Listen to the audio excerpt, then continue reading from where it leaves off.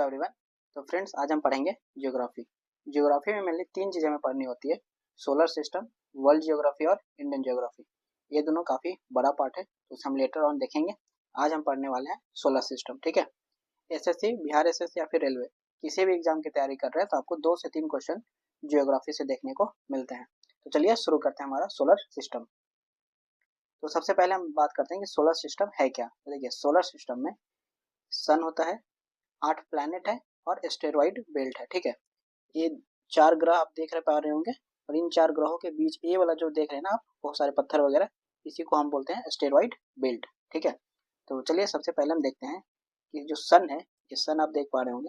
तो सन के जो सबसे करीब वाला ग्रह है ये, इसे हम कहते हैं मरकरी। ये पूरा सीक्वेंस में लिखा हुआ है, एग्जाम में यहाँ से भी क्वेश्चन बन जाता है कि सन के सबसे करीब कौन है, तो मरकरी। अभी हम एक एक प्लैनेट को देखेंगे, लेकिन आप पहले सिर्फ इसे एक बार देख लीजिए।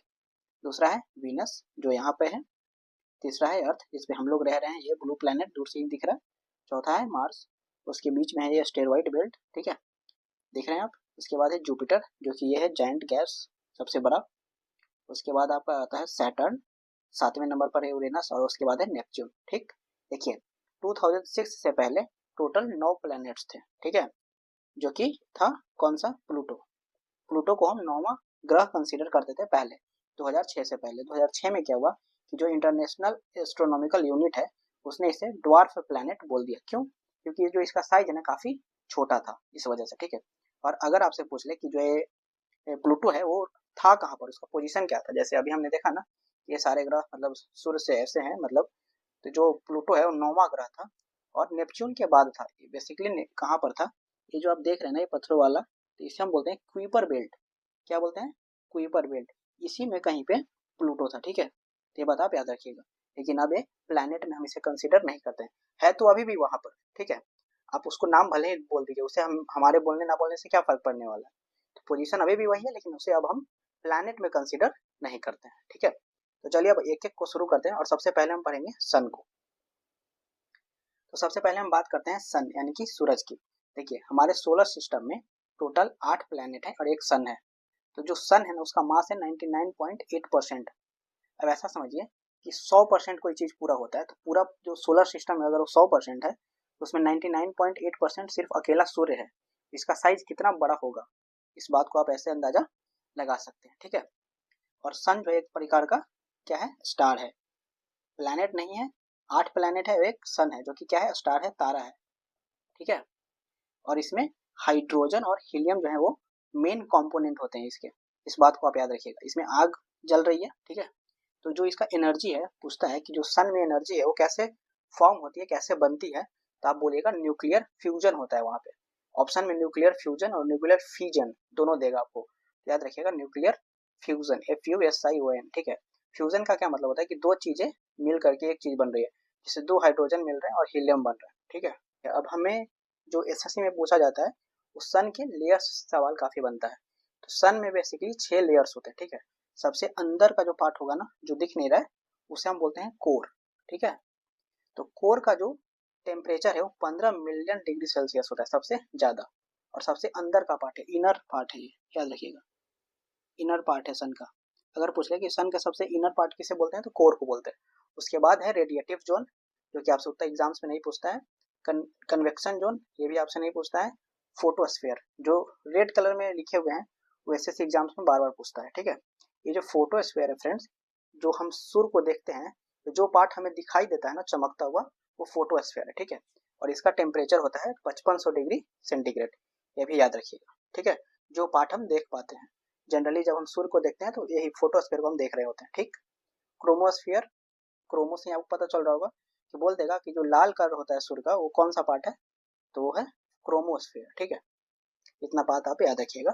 इसके बाद जो इंपॉर्टेंट पॉइंट है वो है कोरोना।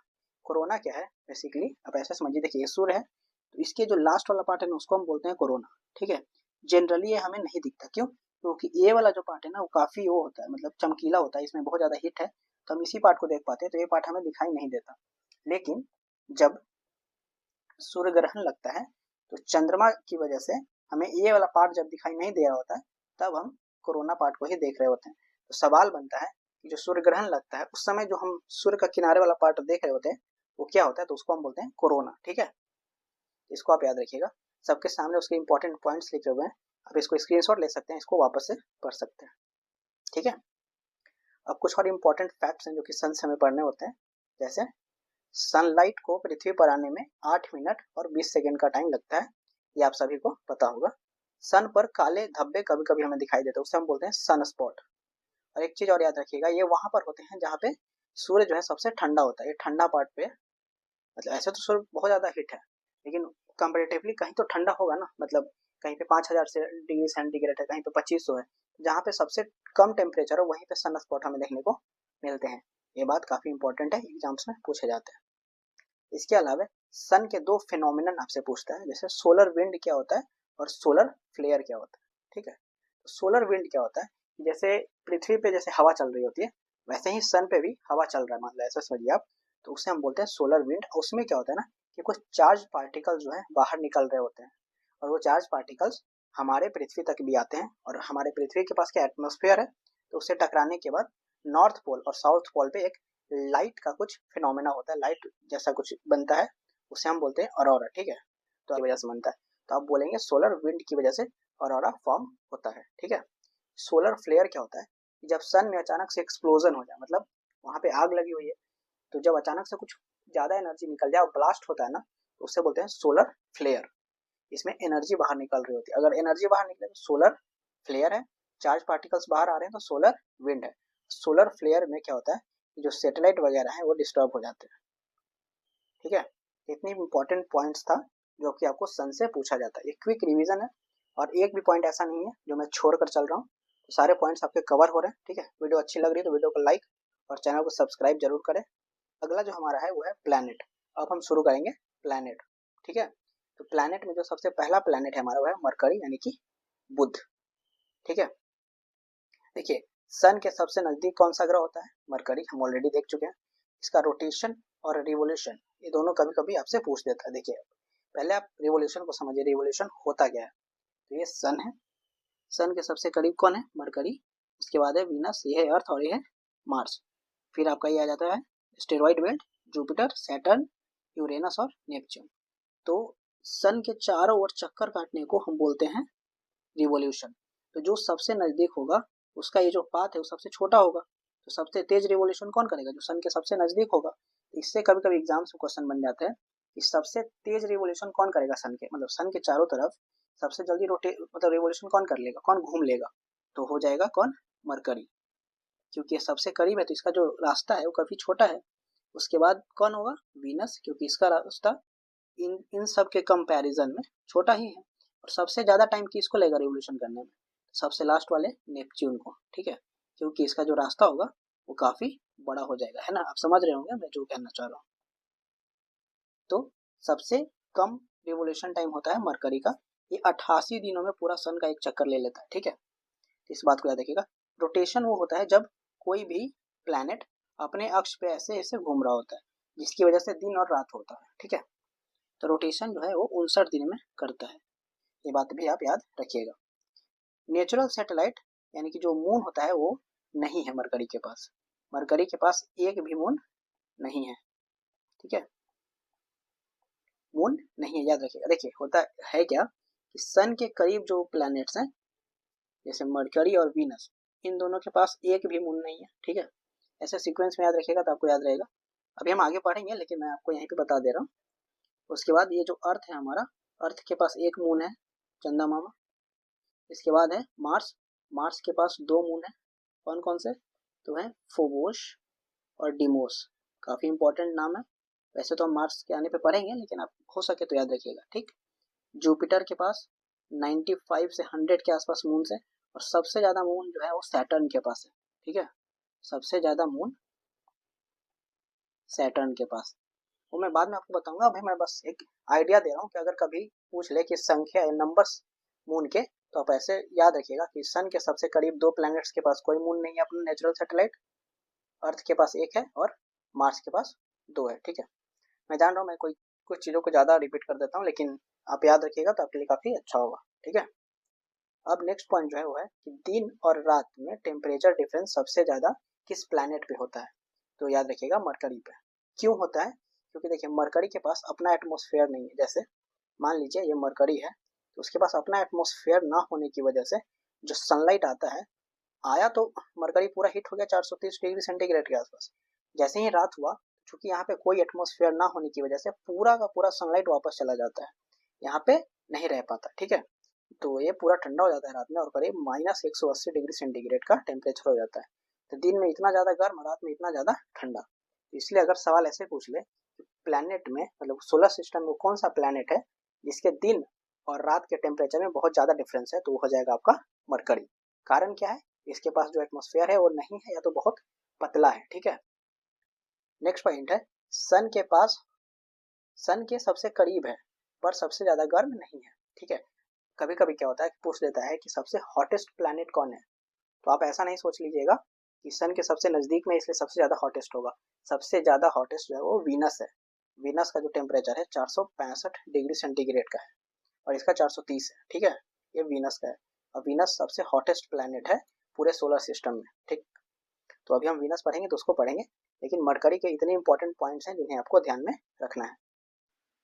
सेकेंड प्लैनेट है हमारा वीनस, सेकेंड फ्रॉम सन। ठीक है, ये और ये हॉटेस्ट प्लैनेट है, इस बात को याद रखिएगा। सबसे गर्म है ये, इसका जो टेम्परेचर है 465 डिग्री सेंटीग्रेड है। और हॉटेस्ट प्लैनेट होने का कारण क्या है? इसके पास एटमॉस्फेयर है काफ़ी अच्छा खासा, और इसमें जो CO2 है वो 95% तक है। CO2 जितना ज़्यादा होगा वो प्लैनेट उतना ज़्यादा गर्म होगा। इसलिए जो पृथ्वी, आप ऐसे मतलब एक कंपेयर करना हो तो आप ऐसे कर सकते हैं कि जो हमारा पृथ्वी है वहाँ पे जो कम CO2 है, सॉरी, वो तो सिर्फ 0.03% है और हमें इसे कम करने की ज़रूरत है। इतना ज़्यादा भी काफ़ी है जिससे गर्मी और बढ़ती जा रही है।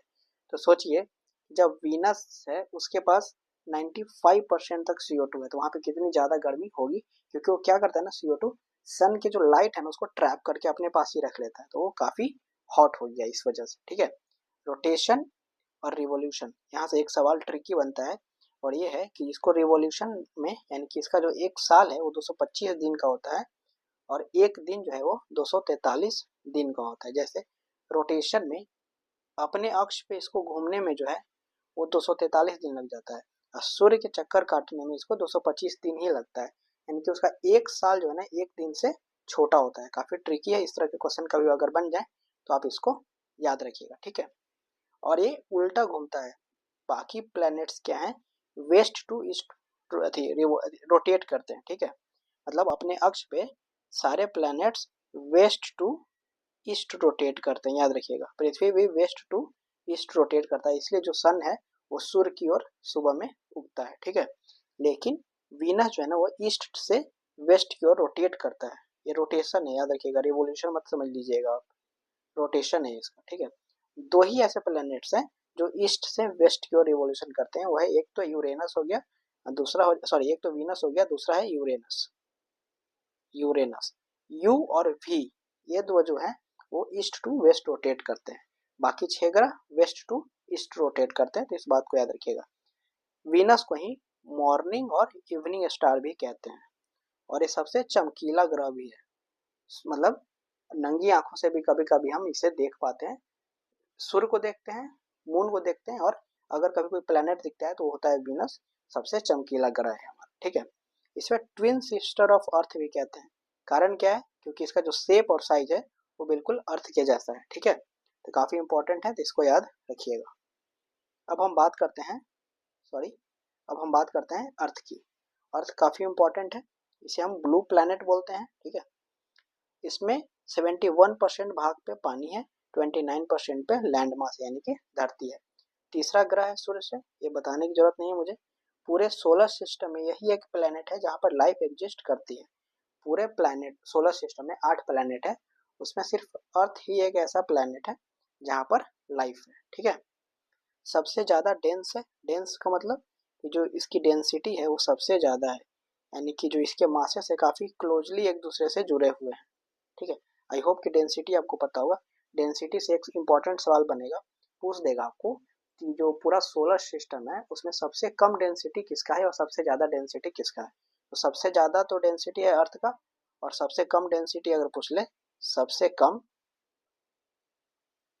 सबसे कम डेंसिटी तो याद रखिएगा सैटर्न का।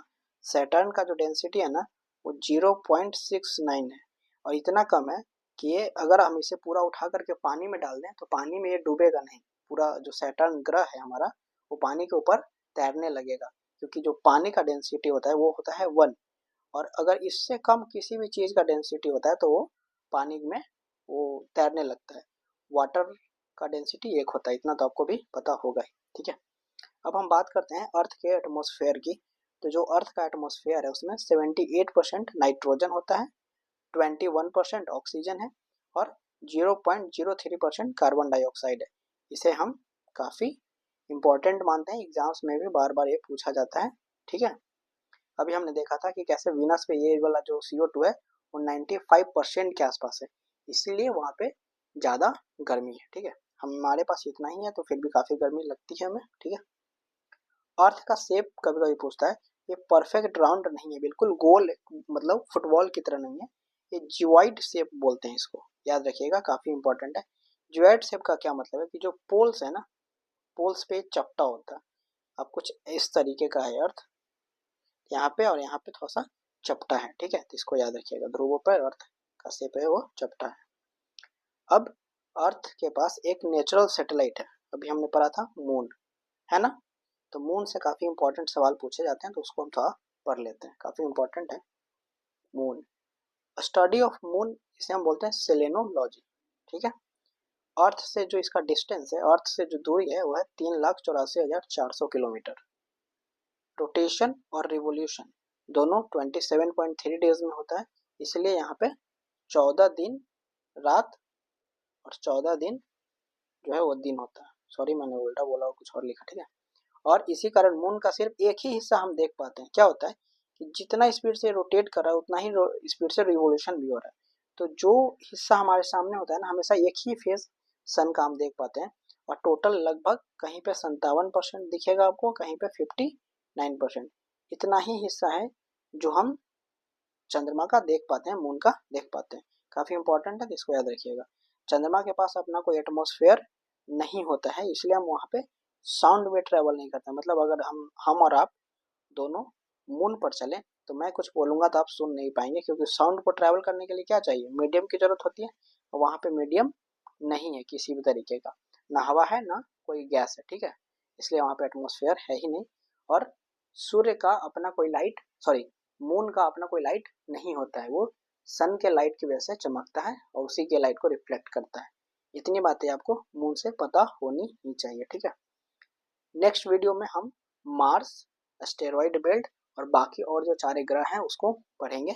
एक चीज़ आप और याद करते हुए चलिए जो कि इम्पोर्टेंट है, वो क्या मैं बताना पहले भूल गया था आपको। मान लीजिए ये आपका सन है, सन के बाद ये 4 प्लैनेट्स हैं, एस्टेरॉइड बेल्ट है, फिर ये 4 प्लैनेट्स है, ठीक है। तो जो एस्टेरॉइड बेल्ट है ना, उसके अंदर ये जो 4 प्लैनेट्स हैं ये रॉकी प्लैनेट्स होते हैं, मतलब इनका जो सरफेस होता है वो ठोस होता है, ठीक है। और ये जो प्लैनेट्स हैं एस्टेरॉइड बेल्ट के बाहर वाले, इन्हें एक गैस के प्लैनेट्स होते हैं, गैसियस प्लैनेट हैं। इन पे ठोस सतह नहीं होता, याद रखिएगा, नहीं होता है, ठीक है। और इन्हें हम जोवियन प्लैनेट भी बोलते हैं, नाम है, याद रखिएगा, काफ़ी इंपॉर्टेंट है। ये मैंने आपको पहले नहीं बताया था, भूल गया था, ठीक है। ये अगर कभी लाइफ एग्जिस्ट करेगा भी तो इन्हीं चारों पे, इन दोनों पे तो करेगा नहीं, इस पे कर रहा है, इस पे संभावना है, ठीक है। और इन पे बिल्कुल नहीं है, क्योंकि ये सारे गैस के बने हैं, कोई भी गैस पे आप खड़ा कैसे होइएगा, ठीक है। इतनी बातें आप याद रखिएगा।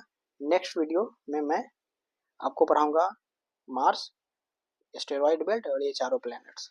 वीडियो अच्छी लगे तो वीडियो को लाइक और चैनल को सब्सक्राइब जरूर करें। Thank you.